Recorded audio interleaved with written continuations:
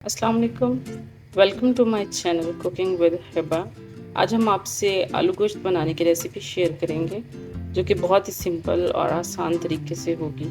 इसमें सबसे पहले ये मटन लिया है, मटन गोश्त किलो है ये गोश्त। इसको अच्छी तरह से साफ़ कर लेंगे।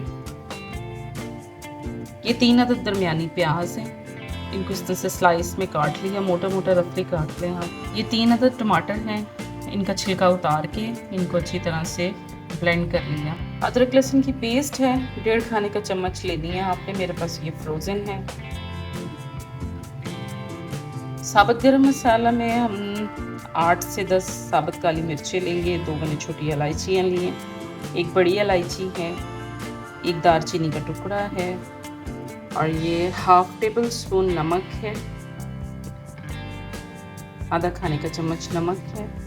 सुरख मिर्च का पाउडर लिया है 1.5 टीस्पून, हाफ टी स्पून से भी थोड़ा कम इसमें हल्दी है, हाफ टी स्पून इसमें ये धनिया पाउडर है, 1 टीस्पून इसमें ज़ीरा लिया है, सफ़ेद ज़ीरा जो होता है।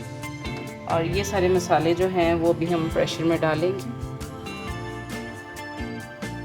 जी बिस्मिल्लाहिर्रहमानिर्रहीम। ये हमने मटन जो है 1 किलो, इसको इस तरह से प्रेशर में डाल दिया और 2 गिलास भर के इसमें मैंने पानी शामिल किया है, या इतना पानी शामिल कर लें कि मटन इसमें डूब जाए। ये मटन में हमने 2 गिलास पानी शामिल किया है। अब इसमें जो प्याज हैं 3 अदद दरमियानी साइज़ की, ये स्लाइस में काटी थी, ये शामिल कर देंगे। ये 3 अदद इसी तरह टमाटर हैं जिनको हमने अच्छी तरह ब्लेंड कर लिया है, वो उसका छिलका पील कर लेंगे आप। ये अदरक लहसुन की पेस्ट है 1.5 खाने का चम्मच, ये इसमें डाल दिए। और ये साबुत गरम मसाले और ये पिसे हुए जो मसाले हैं ये इसमें सारे एक साथ डाल दें।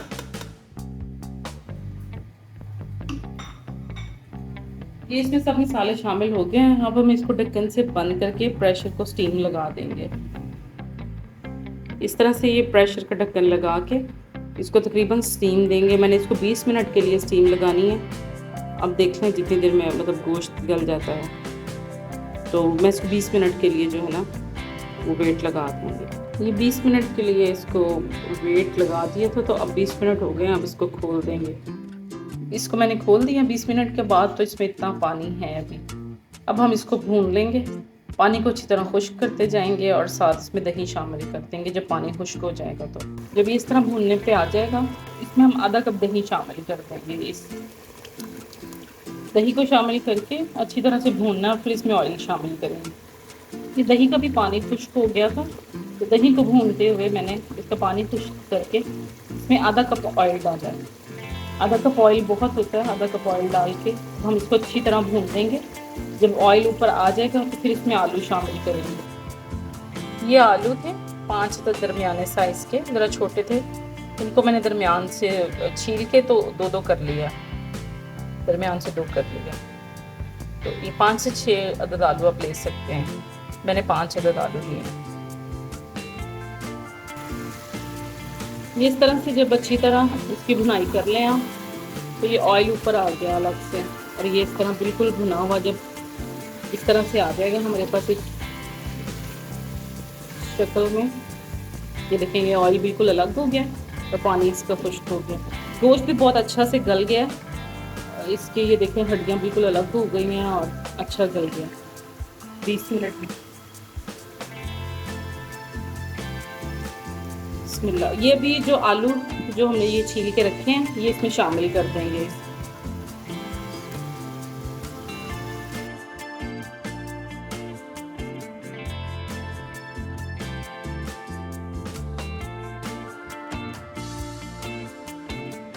ये मैंने इसमें सारे आलू शामिल कर दिए हैं और आलूओं को भी हम अच्छे तरीके से इसी गोश्त के साथ ही इसकी भुनाई कर लेंगे आलूओं की।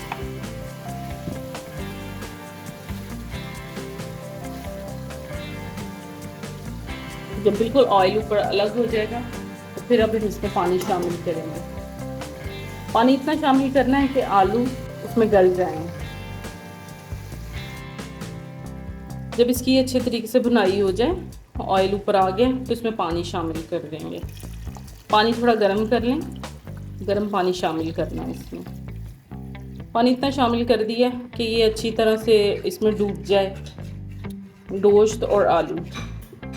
अब इसको हल्की आंच पे आधे घंटे के लिए रखेंगे ढक्कन लगा के, कि इसमें हल्की आंच पे कि आलू गल जाएं। ये देखिए आलू गोश्त का सालन ये बिल्कुल तैयार है।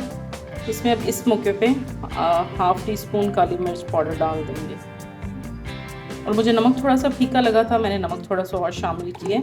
आप अपनी ज़रूरत से नमक और ये काली मिर्च ज़्यादा कर सकते हैं। ये सालन बिल्कुल तैयार है। आप इसको नान के साथ या रोटी के साथ सर्व कर सकते हैं। Thank you for watching. Like, share and subscribe my channel.